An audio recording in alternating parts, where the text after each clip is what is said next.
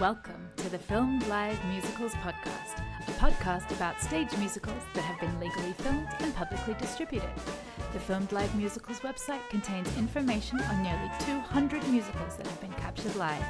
Check it out at filmedlivemusicals.com. And now, on with the show. Welcome to episode 48 of the Filmed Live Musicals podcast. I'm your host, Luisa Lyons, and my guest today is James Jefferies, the Australian composer and writer of the new electro-rock sci-fi musical Of a Lifetime, now streaming on Stellar. Welcome, James. Thank you very much, and hello to everybody. So to start us off with, what made you fall in love with musical theatre? Way back when it is Jesus Christ Superstar. It was, which I do believe is sort of timeless, and the three top songs that drove me to musicals was Heaven's Been on My Mind, I Don't Know How to Love Him, and King Herod's song, which were very strong. Which production did you see, or was it the film that led you to Jesus Christ Superstar? I saw the original film showing my age. When I was very young, my mother took me to that. And also, I've seen the Harvest production at QPAC in Brisbane here, which was brilliant, which was big show. Yeah, remind me of the good old days. So growing up, you're from Brisbane. Did you watch theatre or musicals on screen, either filmed theatre or movie musicals? Yeah, that's a good question. Obviously, with the Elvis movies, were always on Saturday afternoons, and which were great. And then, of course, Elvis and cast booming a song out. But when I was at school, I was involved with the theatre company, and after I finished school, I became a carpenter, and while I was at school, I was doing a lot of the sets, putting them together, helping out with the lighting, doing the lighting through the shows, and so forth. So that probably planted the seed early in my life in regards to theatre. Yeah. Oh, I love that you were a carpenter. I didn't know that. Yep, the carpentry, and that probably leads a lot of to the logistics, how I write, how everything is. I write logistically as well, so this fits there, that goes there, that doesn't go there, and so forth. So carpenter, and of course I moved into the project management later in life because of the experience and so forth. So I've gone with that. Yeah. And am I recalling correctly that you were in a rock band for a while? Yes, absolutely. And my ears still ring. Definitely. So we were Neon Quilt, and we used to play small gigs, parties, anything that went like that. So, and we were very much inspired by we did the Sex Pistols, the Cars, of course the Stones, the Beatles, Bowie, the real sort of anything that was that feel good music and danceable. Very much so. Yes.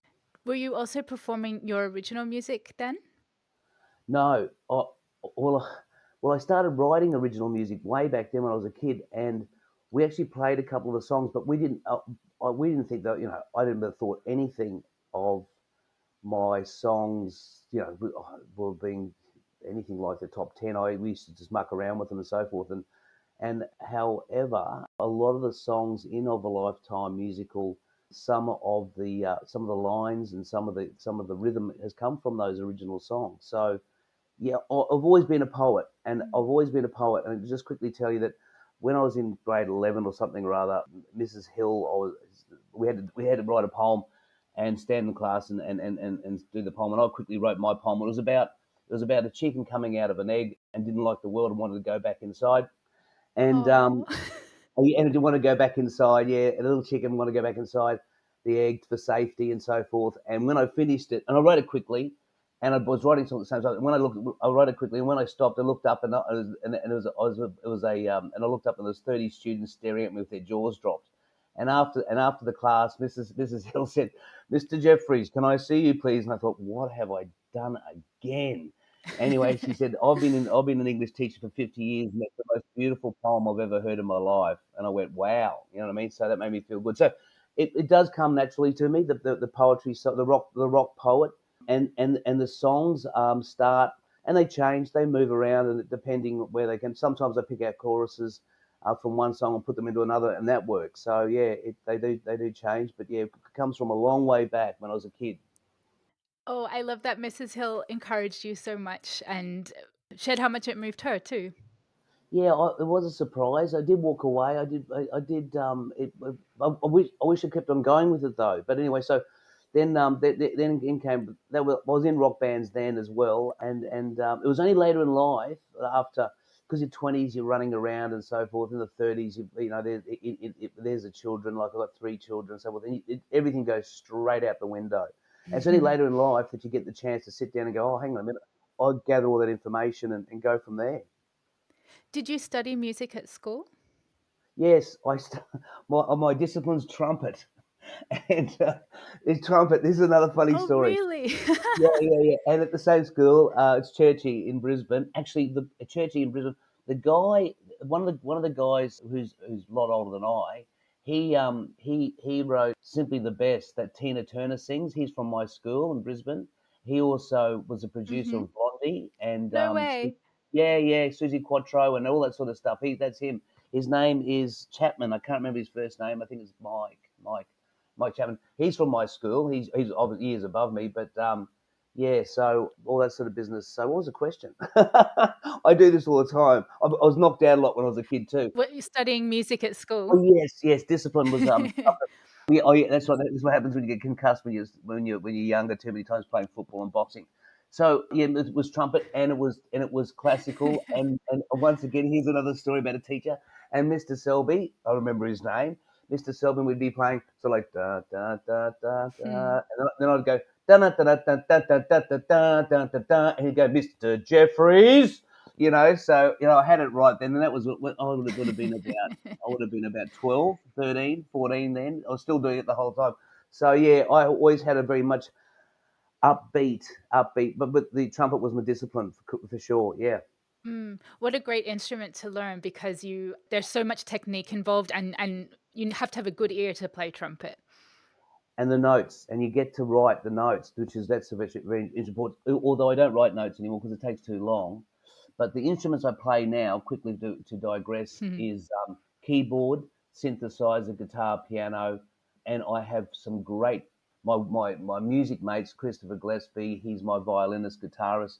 He does a lot of sound studio for me, and also sound studio is Cameron Smith, who does most of my recording, and he does a lot of percussion for me, drums as well. So it's just the three of us. But I'm the dude, if you can say that, and we sit down and I get with Christopher Gillespie. Chris Gillespie, he's fantastic. He's big time in Brisbane here with the local bands still.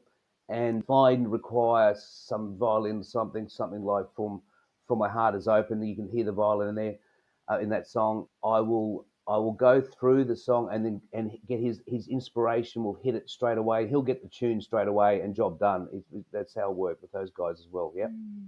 That's wonderful. Are all those other instruments self-taught or did you study them formally Yeah. as well? Good on you. Self-taught was the piano, definitely. I used to watch music channels when I was a kid, and I could watch the chords. I could see them play the chords, and I was playing the piano. I didn't even know what the notes were. I was playing the piano as a kid, and just copying songs like "Let It Be" or something like that, or "Evil Woman." By ELO of all Mm. things. Just play by ear. And then I realised, oh, geez, these are actually notes. And then that's what would reflect from what I learned from the trumpet. Yeah. Oh, how cool. And were your parents musical? Uh, Father plays piano. He hits the keys like a sledgehammer. Um, uh, uh, singing, singing isn't good. Mother's not musical. She's a terrible singer. It's. I have to ask her. It's terrible. But my grandmother on my mother's side, who's from Welsh descendancy, used to sing beautifully, and she was amazing. She lived to 100, and she'd have a brandy and soda at 10 o'clock in the morning with a cigarette, and then and by the afternoon she'd be singing, and it was stunning. She lived on the Gold Coast, and she would sing away, and she had the most beautiful voice. Then she'd go to sleep and wake up and have dinner, and then have another brandy and soda and a cigarette. So yeah, I believe it came from that lineage. Yeah. Oh, I love that. I love hearing people's stories of how they come to music and how it comes into their life. It does, and look, and you can't shake it. Like as I said, with being running around when I was younger with children, I was a single parent for a while too, and you just put it in a box and just put it, just tuck it away. It's too difficult, and so forth. But it does. It finds its way back. It's haunting. Oh, I love to say that it is. It's very haunting. It doesn't go away. It sort of taps you on the shoulder. You go, oh yeah, buddy, here we go again. Let's rock. Yeah. Yeah, it's in your blood. You have to do it. Yes. Correct. You mentioned doing productions at school. What kind of productions were you doing? They were big ones. They were. There was one I remember. It was. It drove me insane. It was called Shenandoah or something like it. So they're very classical, very classical style, and very sort of I don't know conservative would be the word. And Mhm. I remember that, and I remember the rehearsals went on and on and on, and I said, just get on with the show, and that's how we are now. I am to this day. My rehearsals. I remember it. I remember it clearly. I still. I don't. There's a couple of things. A couple of rules I've got. Rehearsals have got to be short because it reminds me of the old days. I don't have lead breaks in songs because when I was in bands, I couldn't. The lead guitarist would play all the time and drive me insane. So that never happens. There's a couple of basic rules. Funnily enough, that come from when I was younger that I still hang on to today. It's just the way that rolls. Yeah. So let's fast forward to Of a Lifetime. What was the inspiration for writing it? Um, yeah, it was actually reoccurring dreams. It gave me the magic. It was. I come from actually from my, as I said, from my mother's side, my grandmother's side. We're very much sort of an insomniac sort of side of the family where our brains are busy at night, and I would dream a lot of the story were dreams, and I was smart enough to wake up and actually write them down because it'd go on and on and on, and it got to the haunting stage where it was where it got to the ridiculous. Like I'd go to sleep, and all of a sudden I'd have I'd have a tap on the shoulder, and it'd be it'd be Olga, one of the Go-Go's going, you know, where have you been? And and we're like as if we're picking up from the story the night before, or once again, or the night after that, the night after that night, Ophelia would be yelling out, "Great, you're back! Good to see you again." You know what I mean? And so that first act was actually a lot of it was dreams. A lot of the songs, 20 songs out of a lifetime, also came from dreams, which where I would actually wake up singing the songs, and was smart enough to record them on my mobile cell phone, or actually write them down. So that's where a lot of the story came from. I I, I I've written a lot of short stories, and I just do that, like sitting there watching TV. Some people just watch TV. I sit there with a notepad and I just write things down. When I was younger, I just didn't think they were worth anything, and I used to throw them away or didn't do them. And over a period of time, um, I would keep them together. Same with the songs. And so the story goes is that one Sunday afternoon, I grabbed the box. I was going through all my old memorabilia, and I found the box, and I looked in there, and there was a whole stack of paper. And I remembered, wow, here's all my writings. I didn't realize I had written so much.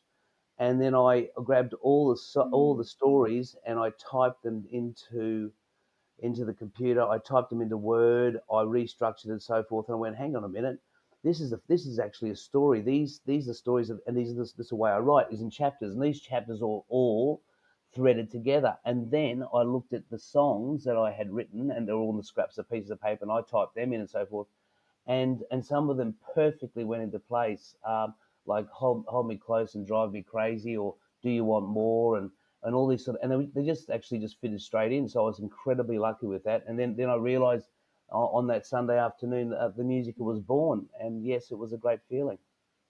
That wow, when you were talking about the dreams, I got shivers. That's really powerful. It is, and it drives me insane. And I still, I wake up exhausted. I wake up. I've got to go to work, and I've already been through 3 years of some story for the last 3 hours, and it was true. It was so true.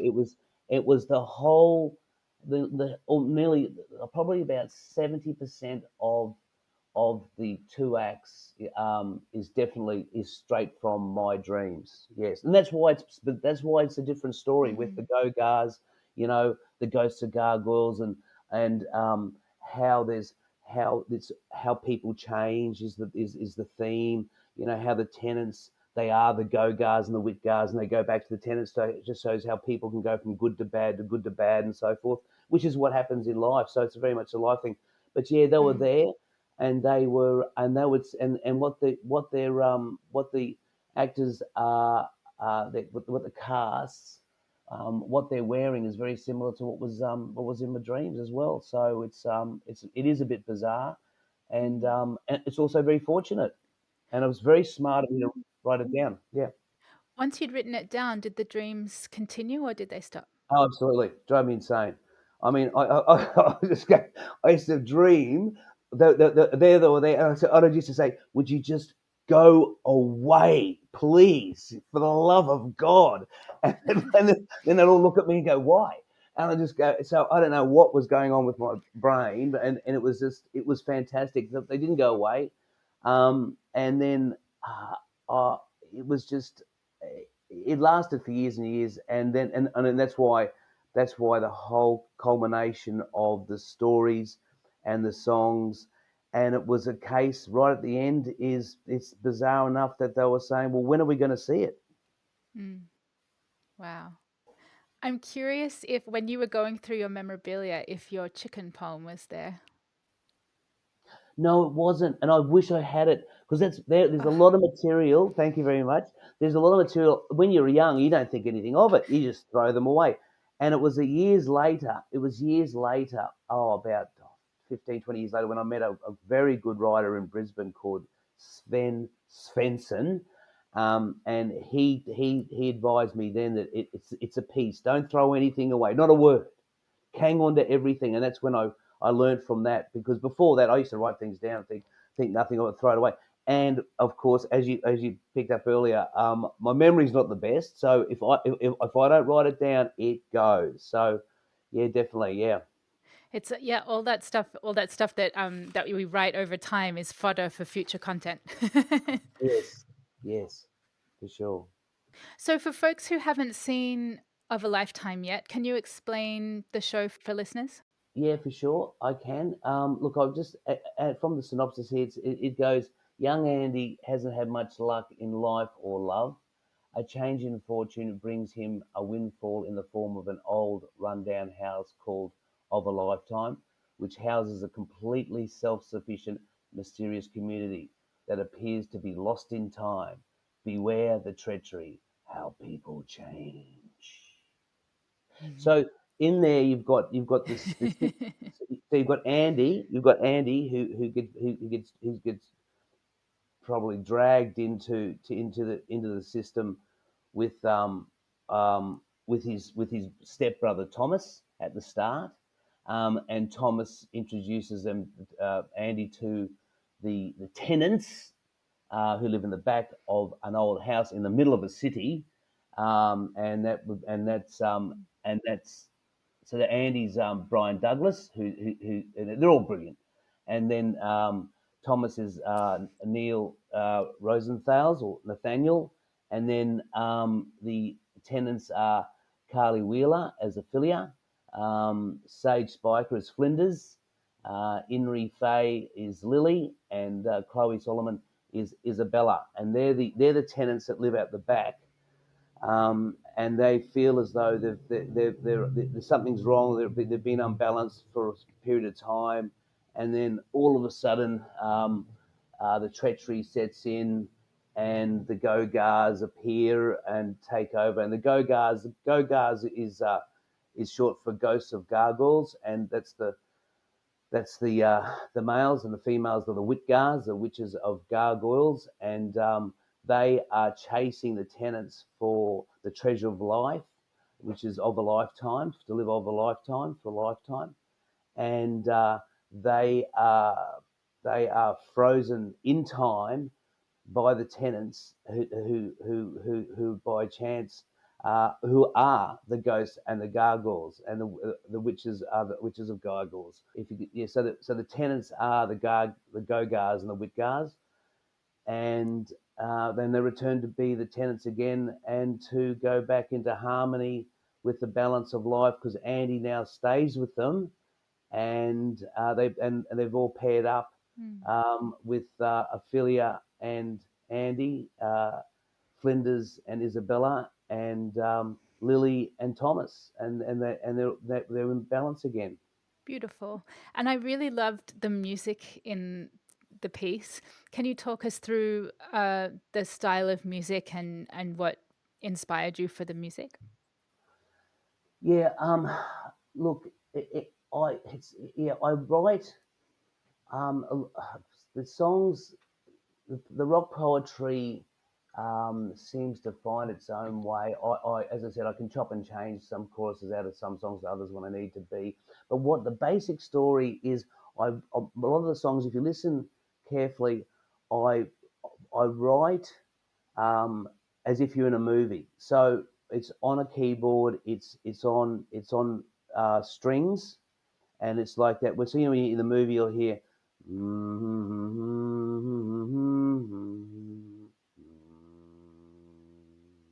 So that's how almost all my songs are based. If you took all the words, the lines, the lyrics, all the other music out and just had the keyboard, it'd be just like it was to be in a movie soundtrack. Yeah. So that's how my bass line starts. Then Mm. in comes the percussion.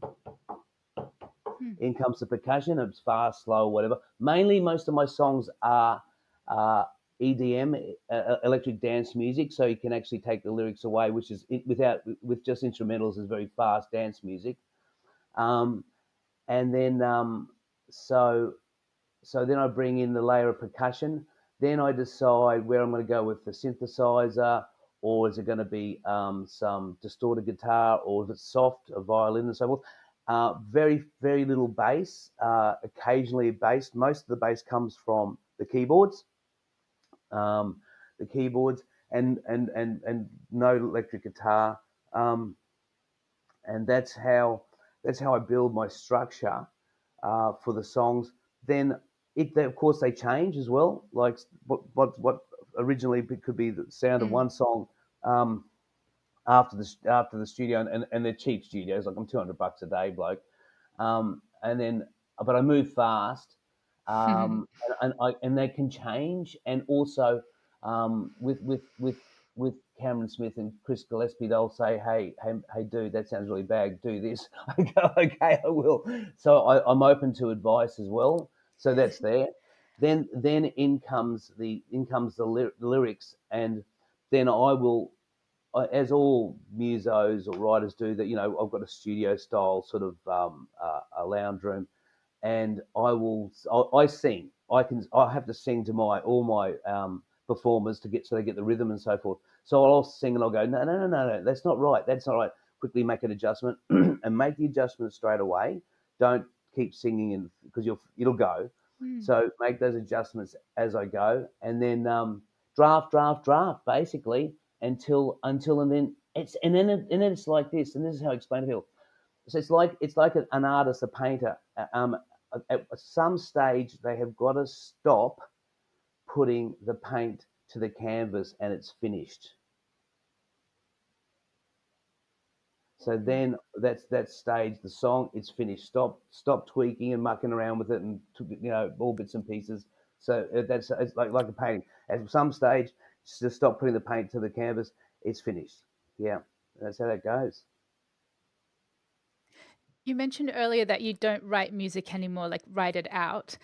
Do you have someone notating the music for future productions or um, so that actors can learn the music? Very good. That's right. Everybody, I have got some songs that have the notes, but it takes forever. It takes forever and so forth. And so my trick is I have in the script I have the first verse and first chorus. I'll have the notes on top of where the changes are. Yeah, but I've pre sung them. so I can put them on Dropbox. And normally not, I'm a good singer, but I employ, $50 here, $50 there for other singers who are better than me. So it sounds, well, obviously sounds better. So then I'll Dropbox them to my singers, performers, and actors, and they will actually get the rhythm and the melody with their headphones on when they're on the subway, or when they're walking down the street, or exercising or something like that, and they'll pick that up, and then they'll have the script in front of them, and they'll be singing the script that they're hearing they get the melody from the other people singing in their ears, that's already been pre-recorded, and that's how it works. It's easier. I've got a couple of songs that have got the notes, have been written, the classical way and so forth. It's just too busy. It's just too difficult. I found that with great, with the modern world, just having the pre-recorded songs, um, so they get pre-recorded songs, and so that they can get the melody and the rhythm, and they get the pace and the beat and the singing from there, and then they also send them just the instrumental so that they can work straight. Then they're on their own. Yes. Mm. What an interesting way to do it. It's very unusual. Well, it's worked in the past, and thanks for saying unusual, because everybody goes, every time I say that to my performers, I go, "What?" I go, "Yeah, this is how I do that," and then they go, "It does work, it does work." And when I eventually see them on stage and so forth, they're spot on. They're note for note, and they even pick up on the little idiosyncrasies and everything, which is lovely. Yeah. And you mentioned earlier about the electronic dance music, and something I loved about this production was the choreography. Alex Statu, I don't know how to pronounce it, Statuiak, No, no, I don't think he does either. and But listen, Melissa Sorkin.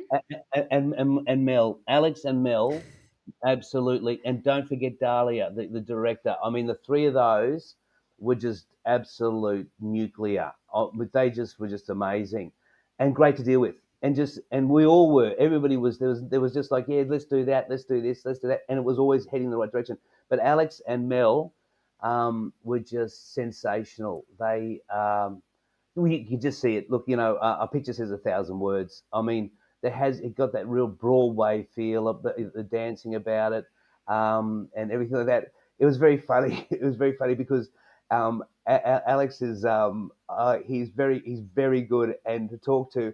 Look, as I'm in the building industry and I can swear, but I think Alex can swear more than I can, and he's very straight to the point, Amazing. and Mel was brilliant looking after them.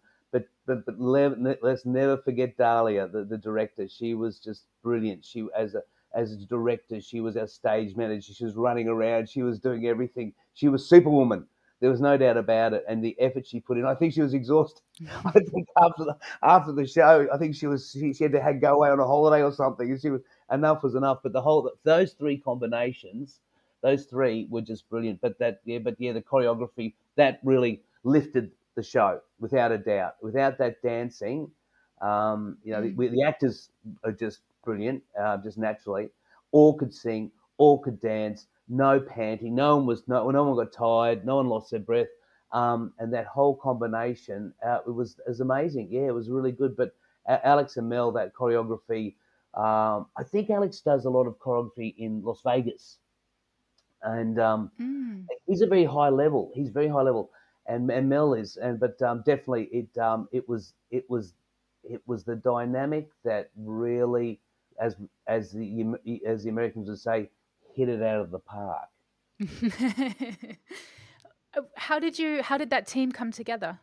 Well, that's a good question too, because what I do is I advertise on Playbill, and I advertise for regarding to for the performers or actors.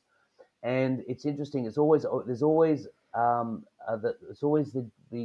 the females that always get about 70 or 80 resumes, and there's what I do, and it's always the guys that's only about 20, maybe 25, but it's they're very sort of motivated, and positive, and I break it down to have they sung cabaret? because everything where I based all my 20 songs, I put them on cabaret, so they've all come from cabaret rolled in the musical.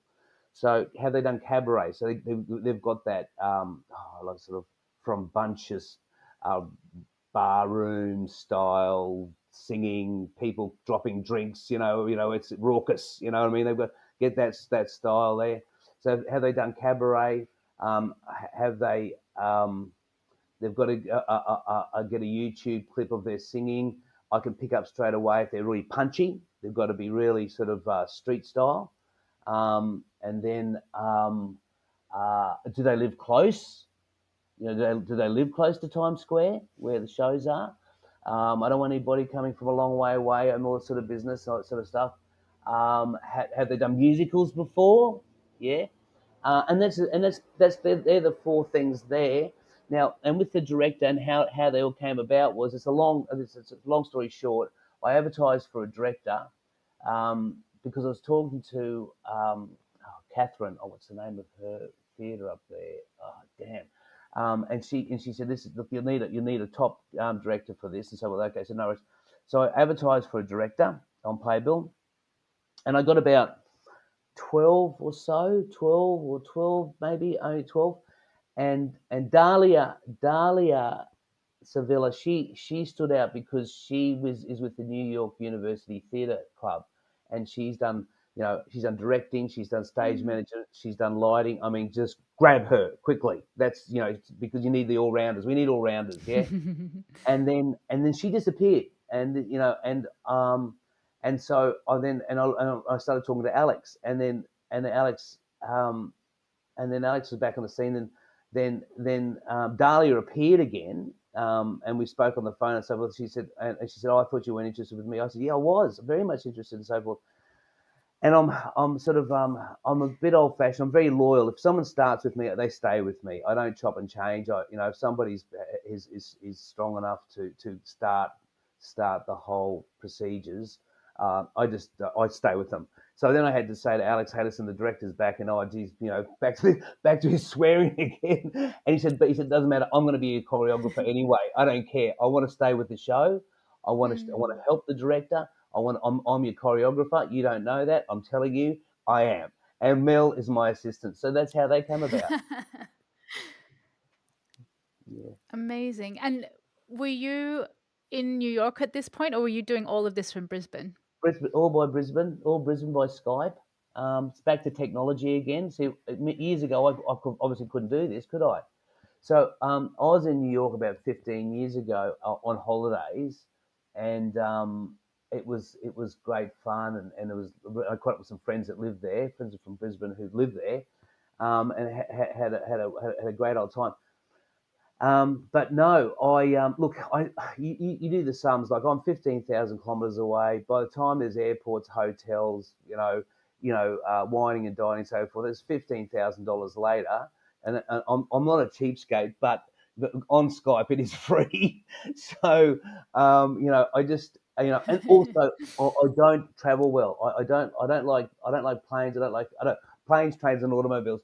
I don't like airports. I don't like hotels. I don't mind them, but if I and I do we do rehearsals with on screen. I do rehearsals on Skype. Like that's how I'd be there. I'm there with them, and so I get them started, and then I'll hand it over to a director and hand it over to a choreographer. So I kick off with everything.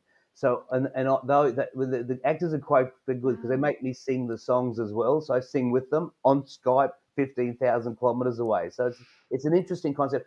And Oh, if it wasn't for technology, as we've been talking about with Skype and downloading the songs so they can sing them straight away and all that sort of business. Imagine the old days writing a letter and putting it in a cassette, way back when. Imagine trying to do that. It lost in the mail, gone forever. You know what I mean? So, yeah, that's how that works. So, yeah, look, gone. when the show grows up to be a bigger show, sure, I'll be on that plane. But for the present moment, all 15,000 kilometres away.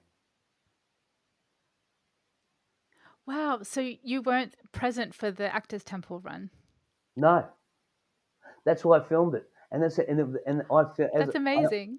yeah, well, I got so the cabarets like Don't Tell Mamas, or 53 Above. That's where I got the idea for filming, and that was with Steve. So I got the idea for filming from the cabaret, so I could actually see my shows probably a week or so later, after Steve, had edited them, or we'd gone backwards and forwards with bits and pieces and so forth. So I would go through what I'd want with the cabarets with Steve, and that just rolled onto the film because I actually wanted it to capture that moment. But I didn't realise, that I'd be fortunate enough to, to go to the next level with, filmed live musicals, or, stellar tickets, or Broadway on demand. That was not in the equation at all. That just sort of rolled out. So, yeah, it was interesting. I'm just trying to find the Steve who did my filming was just so great to deal with.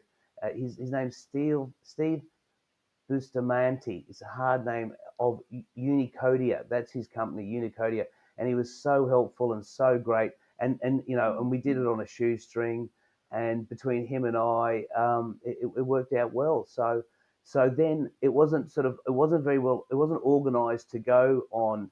It wasn't organised to go on filmed live musicals or anything like that. That was for me to see because I haven't been there. It was for me to see because the production wasn't expensive, and then and I would have loved to have been there, but remember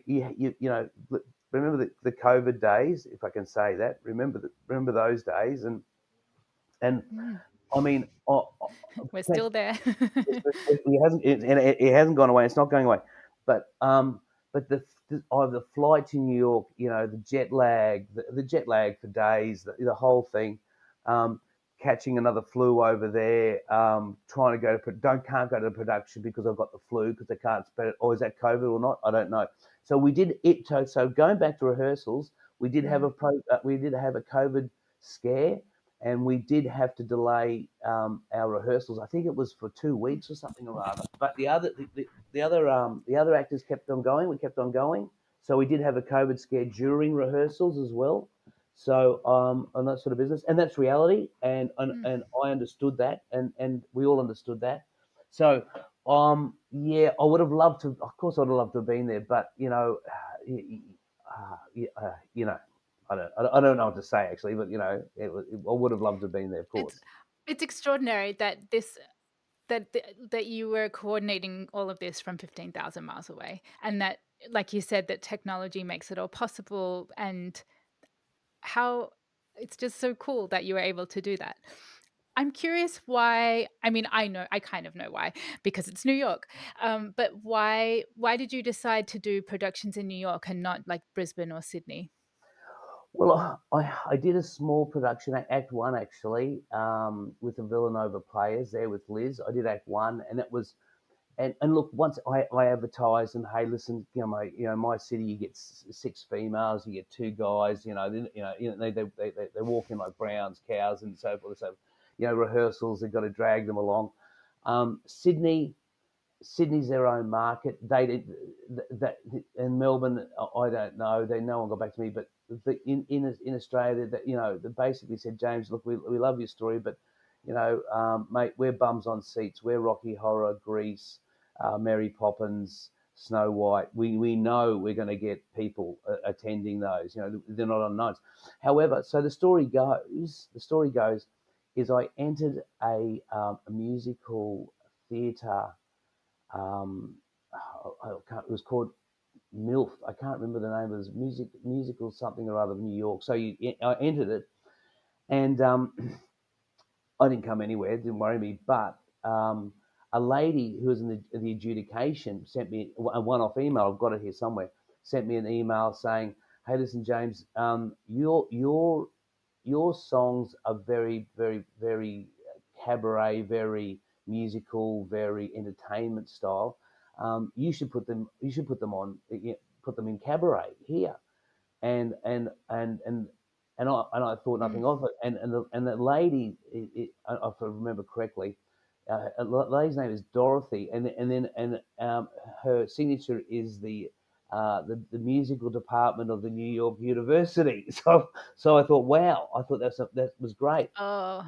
So that was a lot of and the reason why I've come so far. A lot of people ushered me along the way. They said, "Don't do this, do this, do this, do this," because that's what the musos and the entertainment people do. They do it. You can say they do it for free if you want to, but they just free. The advice is do this, do this, do this. So I've got to thank Dorothy a lot.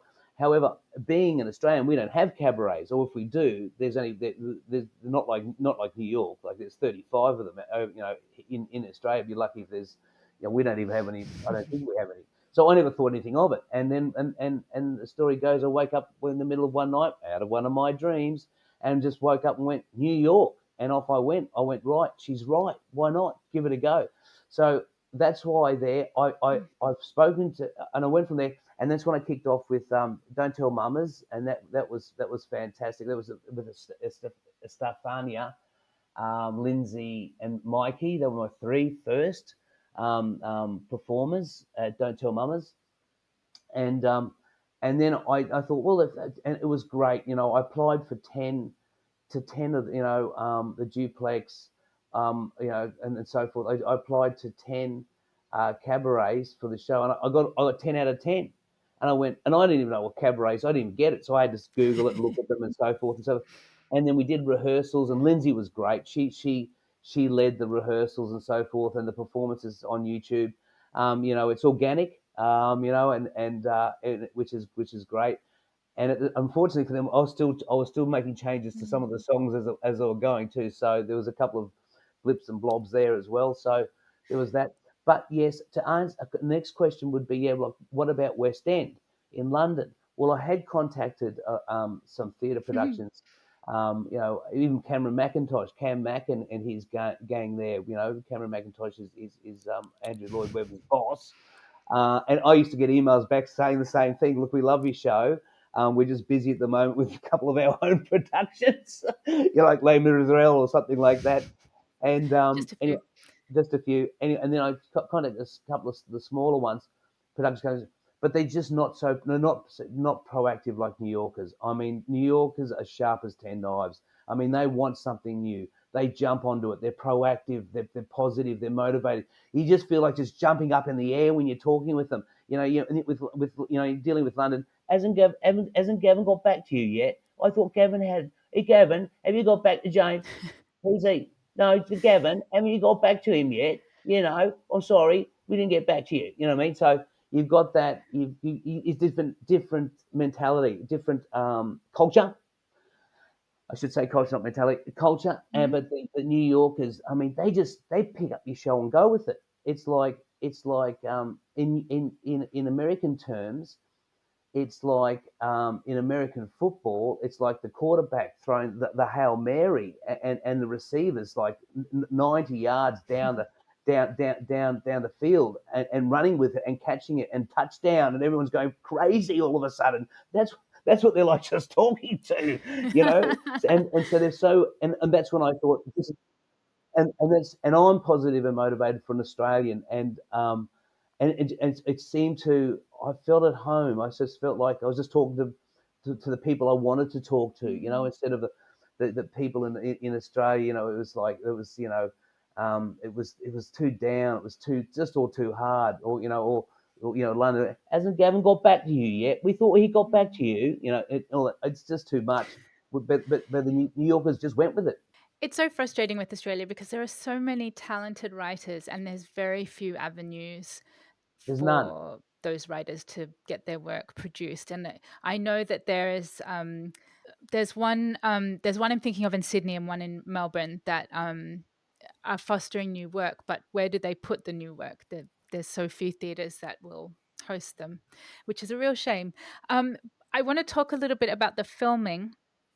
I'm curious, did you have to deal with equity at all when you were filming, like releasing the show? Look, we're amateurs and enjoy being amateurs, and that's the way it is. If we got to equity, it wouldn't happen. It just wouldn't have happened for Yeah, the costings. that's what I was curious about.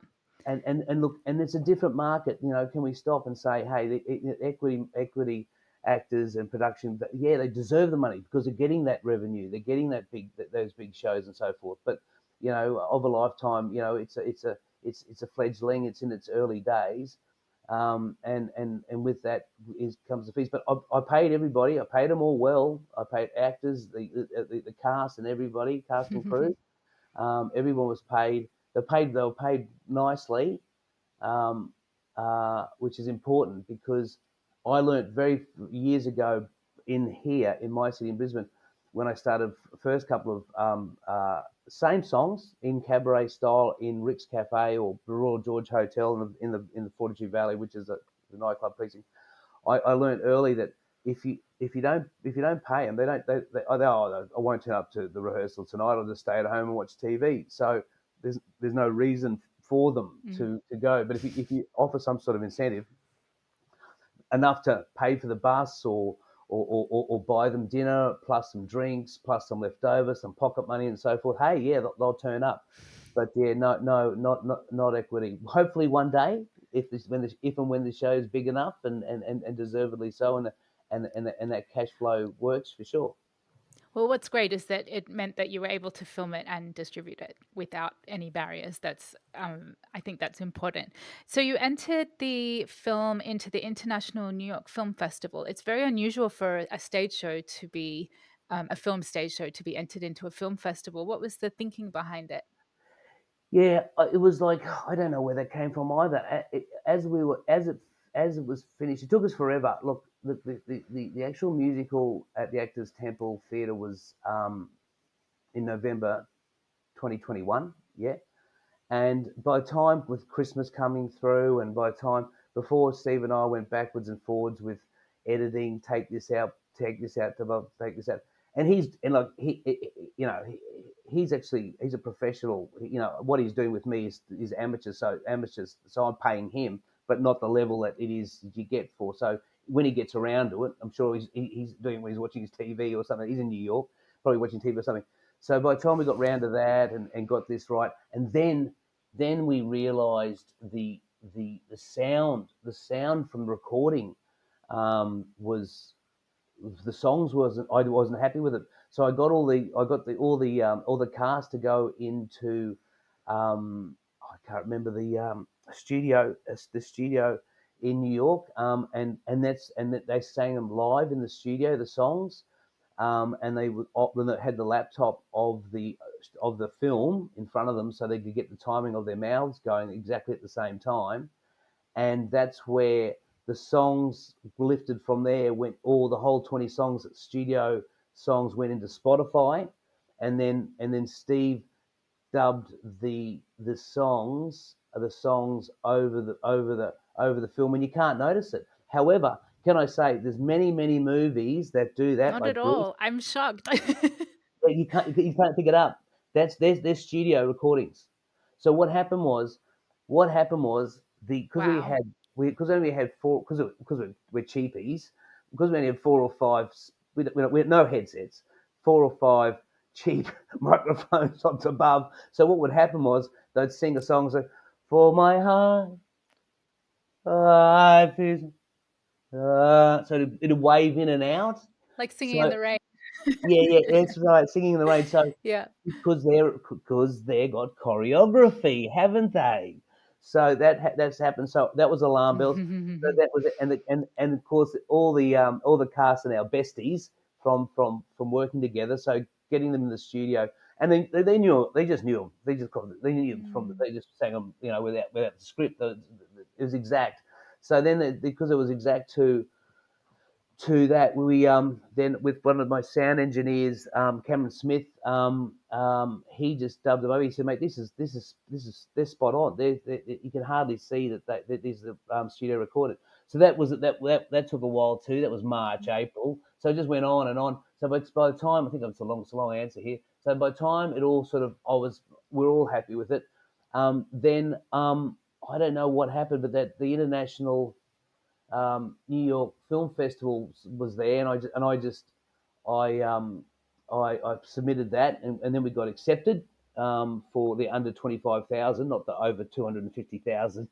We're the little people, the 25,000, and that was great, and so forth. And then we didn't win, but we got Dahlia got a merit for her directorship, and the show got a merit itself. So which is cute, which is nice. And then Oh, and that's then wonderful.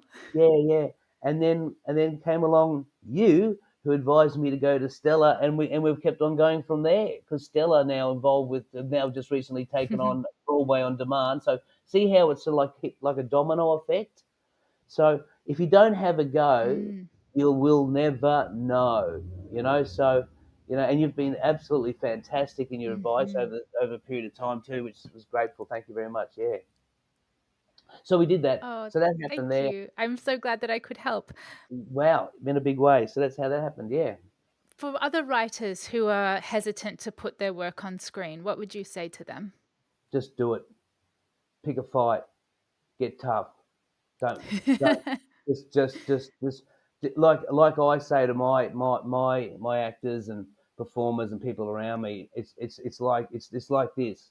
When a boxer gets in the square, he knows he's going to get punched in the face. You know you're going to get punched in the face. So you just got to be tough. You take it. Just do it.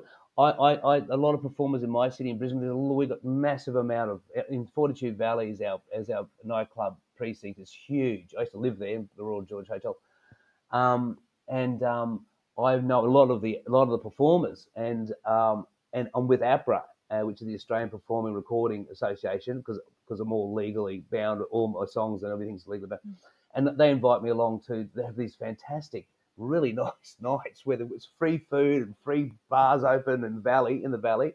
And I'll meet a lot of the younger, a lot of the younger performers and so forth. And I just say, just like Nike, just do it yourself, just do it. Mm, that's what a beautiful note to end on. We have come to our final segment for the podcast, which is called My Favorite Things. These are a few of my favorite things. First up, what is your favorite musical? Rocky Horror, Rocky Horror Picture Show for sure, for its all round entertainment, and it's also stood the test of time. Do you go to midnight screenings? No, I have been. I have been to one years ago, and where everybody sings all the songs all the way through, and everybody knows all the words, and they're the people in the first five rows, and I'm the person in the middle rows watching them, and not the film. So yeah, I have been to them. Yeah. So yeah, they're very good. So much fun. Do you have a favorite filmed live musical? I don't. A favorite filmed live musical. This is new. This platform to me. If we're thinking of Stellar tickets and yourself, filmed live musicals. So it's new to me. So I'm not too sure, but I'm looking forward to answering the question in the near future.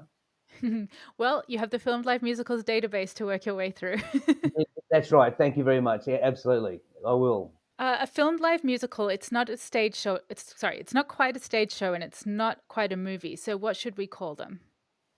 Well, I like your platform title and logo, filmed live musicals. Thank you very much. I like that answer. Where do you stand on bootlegs? Look, it's jumping on the back of original creators it's a cheap shot. I don't know what. I think they're like hackers, really, aren't they? And it's basically it's the old time situation. Just pay your bills or pay for your tickets. Simple as that. Mm. What stage musicals do you wish had been filmed? I think they all have. I mean, you know, we got West Side Story. I mean, that's just come out again. That's from yesteryear. I mean, I think they all have. I don't know what's new. What stage musicals would you like to see filmed in the future? All musicals. Um, what it does, it gives people the opportunity to watch the genre that they can, if they cannot make it to the theatre, maybe from disability, other reasons in life that or the distance they can't get there. There's a whole reason why, especially as we're talking about technology through this interview, the fact that they can download platforms and actually see them, especially with the TVs at home these days. The size of them are massive, and they can see the musical with almost a live appeal in their own lounge room. Yeah. One of my favorite things. And finally, where can we find you online? Several places. Look, you search of a lifetime musical, James Jefferies, your platform, filmed live musicals, stellartickets.com. Broadway on Demand is about to be released mid-October this year, 2022, and YouTube. You can get movie trailers, cabarets, and so forth. I'm on Spotify once again. Of a Lifetime Musical. Ofalifetimemusical.com is my website with photos and links and so forth, and Instagram of a lifetime _ the musical. Also, the Schubert organisation is going to feature the musical online and with their newsletter very soon, October, November this year, 2022. Amazing. And we'll have links to all of that in the show notes. You mentioned you'd like to perform a song. Yes.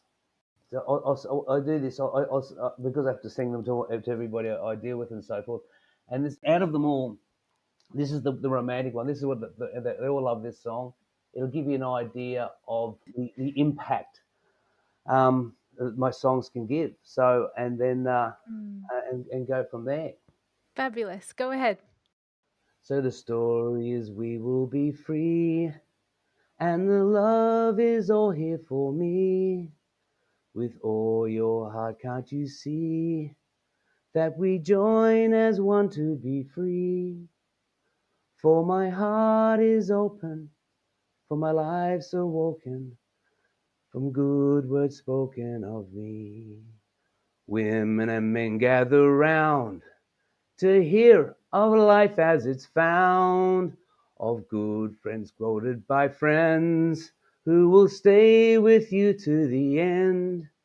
For my heart is open, for my life's awoken,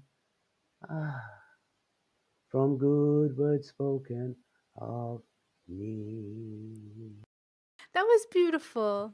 Really beautiful. Thank you so much for sharing that. No, not a problem. I twisted a couple of words there, but the funny thing is, as a writer, I can never remember my own songs. That's that concussion story I told you about. I never do. I'm the worst for it. So anyway, but it's been great, and really appreciate your time. My pleasure. Thank you so much, James.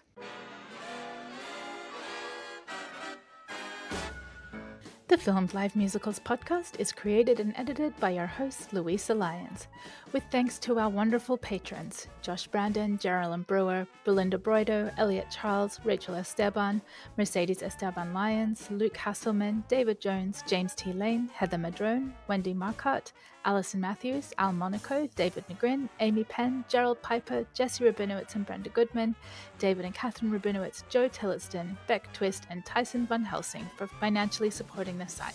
FilmedLiveMusicals.com is the most comprehensive list of film stage musicals. You can follow us on Twitter, Facebook, Instagram, and YouTube. If you would like early access to this very podcast, early access to site content, the full weekly newsletter with info on upcoming streams, and exclusive access to the streaming calendar, become a Filmed Live Musicals patron for as little as $3 a month. Visit FilmedLiveMusicals.com to learn more. If you like what you hear, please leave a review on Apple Music. It really helps get the word out about the show. I hope you enjoyed this episode, and thanks for listening.